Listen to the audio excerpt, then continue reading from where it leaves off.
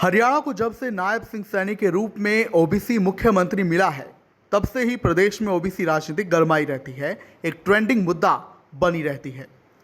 इसी बीच आपको बता दें कि हरियाणा कांग्रेस कमेटी के पानीपत ग्रामीण जिलाध्यक्ष रमेश मलिक के कार्यालय में ओबीसी मोर्चा के चेयरमैन चंद्र प्रकाश का पहुंचना हुआ, क्योंकि वो ओबीसी मोर्चा सम्मेलन में शामिल होने आए थे। चंद्र प्रकाश वही हैं जो कि हरियाणा के आदमपुर से, जो कि बिश्नोई परिवार का गढ़ कहा जाता था, एक अभेद्य गढ़, क्योंकि 57 साल में कभी भी बिश्नोई परिवार वहां पर हारा नहीं।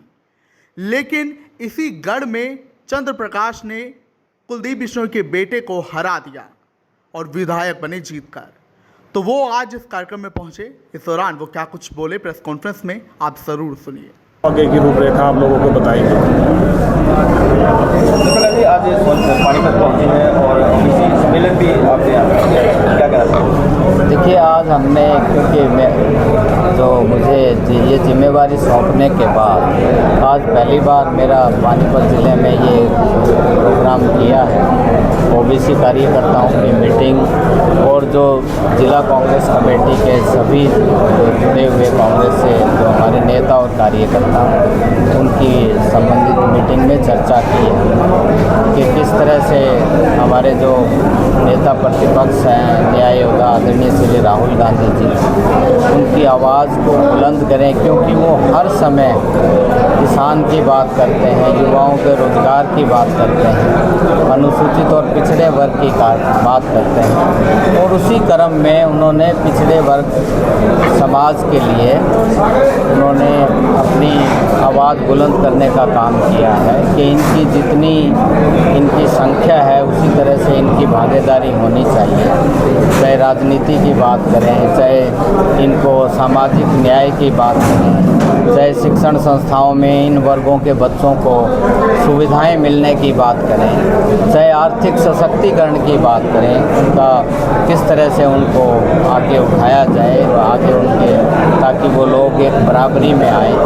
तो इन सारी बातों को लेकर के चर्चा की और उसके साथ मेन ये था कि प्रांत के स्तर पे, जिला स्तर पे और ब्लॉक स्तर पे संगठन का निर्माण करने की बात भी हमने आज की है।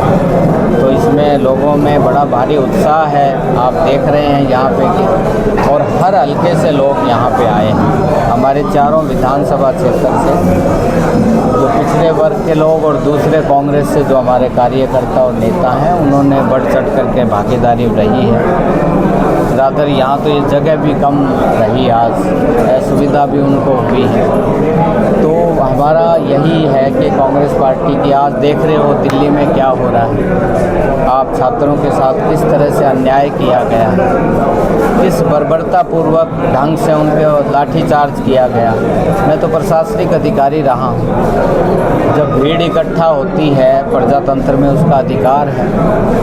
अगर उन्होंने कानून हाथ में लिया होता और फिर एक्शन लिया होता, फिर तो कोई बात सोचने वाली थी। वहाँ तो कुछ भी नहीं हुआ, वो बहुत शांतिप्रिय ढंग से वहाँ पे धरना दे रहे थे। और हमारे राहुल गांधी जी किस ढंग से उनके सपोर्ट में, और उन्होंने अपना जो आना और उनको बच्चों के देखा कि किस तरह से अन्याय की राह पे सरकार मौजूदा चल रही है। कांग्रेस पार्टी का इतिहास देखिए, कांग्रेस पार्टी हमेशा छत्तीस बिरादरी की पार्टी रही। आप उनके जो कांग्रेस की सरकारें रहीं, किस तरह की नीतियां बनी, वो धरातल पे लागू की गई, उनमें सभी वर्गों के कल्याण की बातें रही हैं। इन्होंने सिर्फ चुनाव के समय या वोट का एक नज़रिया रहता है इनका लेने का, वोट के नज़रिए से ही जो समाज को बांटने का काम करते हैं, जाति पाति हो।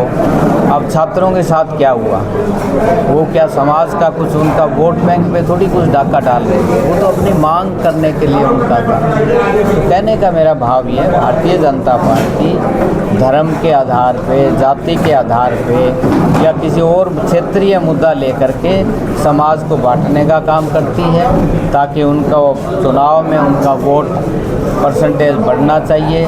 लेकिन कांग्रेस पार्टी ने हमेशा छत्तीसगढ़ के सभी धर्मों के हक की बात की है, उनके कल्याण की बात की है। और उसी क्रम में, उसी कड़ी में आज की हमने जो यहाँ पे पानीपत जिला की जो दूसरे जिलों में भी हम इस पर आपकी राय पूछ रहा हूँ, क्या जाति का कॉलम हटा के भारतीय नहीं होना चाहिए? यहाँ पर कहाँ ये झगड़े खत्म हो जाएंगे जाति पाति के? तो कहाँ जो जाति का कॉलम आता है किसी भी फार्म में आता है, उसको हटा के भारतीय नहीं होना चाहिए? देखिए आप क्या है कि सामाजिक न्याय किसको कहते हैं, होने के साथ साथ आर्थिक स्थिति के बारे में जानना भी इम्पोर्टेंट है। क्योंकि अगर ये आंकड़ा आपके पास नहीं होगा तो आप कैसे नीतियां बनाएंगे, कैसे धरातल पे उनको लागू करेंगे।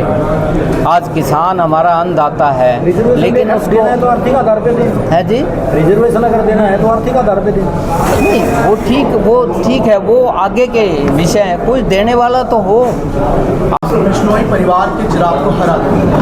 अब कैसा कुछ बदलाव आदमपुर में, राजनीतिक बदलाव, विकास की मैं बात नहीं कर रहा, राजनीतिक बदलाव क्या बिश्नोई परिवार का भी वहाँ पर नारा पूछा है या फिर अब आपने कुछ बदलाव ला दिया है? देखिए, आदमपुर हल्के में परिस्थितियाँ डिफरेंट होती थी।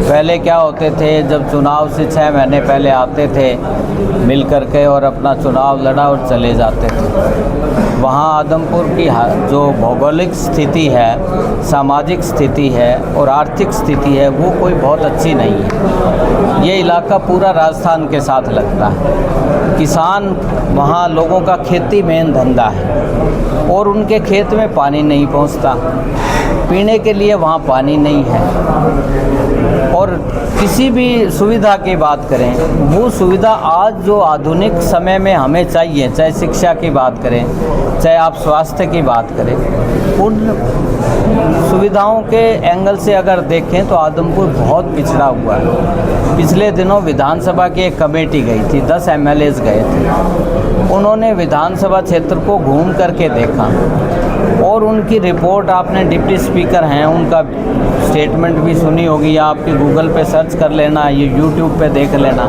जब आदमपुर में गए तो उन्होंने क्या कहा, और वहाँ पे मेवात से भी MLAs आए हुए थे। उन्होंने कहा ऐसा हाल तो हमारे मेवात में भी नहीं है जो आदमपुर का बेहाल किया हुआ। तो लोग अब आदमपुर के, जब हम इस पार्टी, कांग्रेस पार्टी ने मुझे उम्मीदवार बना करके भेजा और मैंने अपनी बात लोगों के सामने रखी कि एक चुना हुआ नुमाइंदा जो होता है उसको क्या दायित्व उसका उस इलाके के प्रति, उस छत्तीस बिरादरी के लोगों के प्रति क्या दायित्व बनता है, ये बात रखी। तो लोगों ने निश्चित तौर से, लोग एकजुट हुए, छत्तीस बिरादरी का समाज हमारा एकजुट हुआ। उन्होंने इलेक्शन को अपना इलेक्शन मान करके लड़ा और मुझे विधानसभा में अपना विधायक बना करके भेजा। और आपके लिए मैं बता दूं, 6 सत्र हुए हैं अब तक विधानसभा के। आप वीडियो निकाल के देखिए, हमने आदमपुर की हर जो परिस्थितियां जो आदमपुर इलाके को पिछड़ेपन की लेकर के गई हैं, वो सारी बातें विधानसभा के सत्र में रखी हैं, प्रशासनिक स्तर पे रखी हैं और हर लेवल पे हमने रखी हैं।